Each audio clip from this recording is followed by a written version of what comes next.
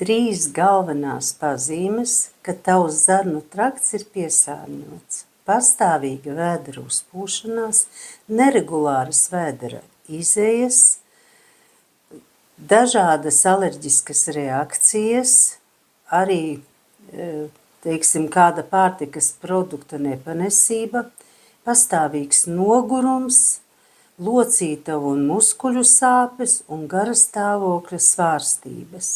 Ko darīt? Ar ko sākt?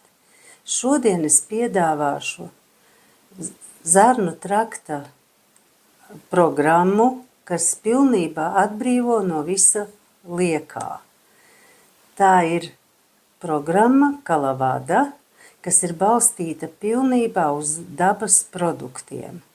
Tā ilgst 14 dienas un sadalīta ir 3 posmos, kā jūs redziet, arī ar grāmatiņu.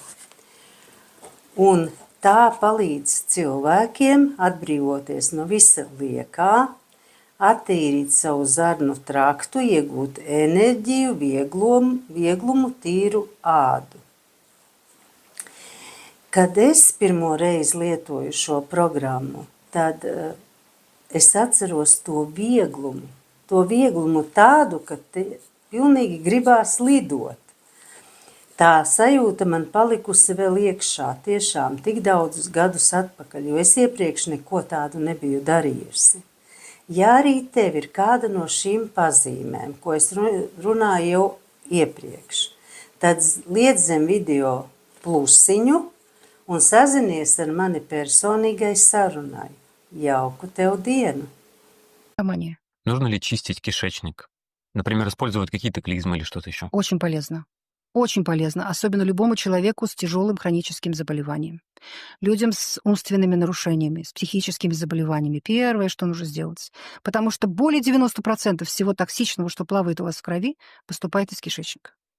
И очень у многих людей, особенно у людей, которые питаются вот этими рафинированными вещами, у них развивается ситуация, когда вы идете в туалет, а кишечник не очищается, он не освобождается.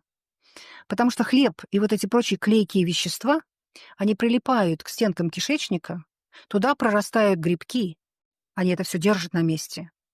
Вот. И у вас этот кусок хлеба там может 2 месяца сидеть на стенке кишечника, разлагаясь. Там такое гниение идет. И оттуда вырабатывается огромное количество интоксикаций. Вот так вот блокируется вот этот вот... И все, и стул, который из вас выходит в туалет, это вот какие-то новые массы, которые просачиваются между этими твердыми каловыми массами, которые забивают вам кишечник. И такая ситуация, она может вызвать и галлюцинации, и психоз, и ревматоидный полиартрит, и рассеянный склероз, и все, что хотите, она может вызвать. Поэтому очистить кишечник, сделать хорошую клизму, и делать их каждый день, эти клизмы, это очень полезно для людей вот в любой такой ситуации.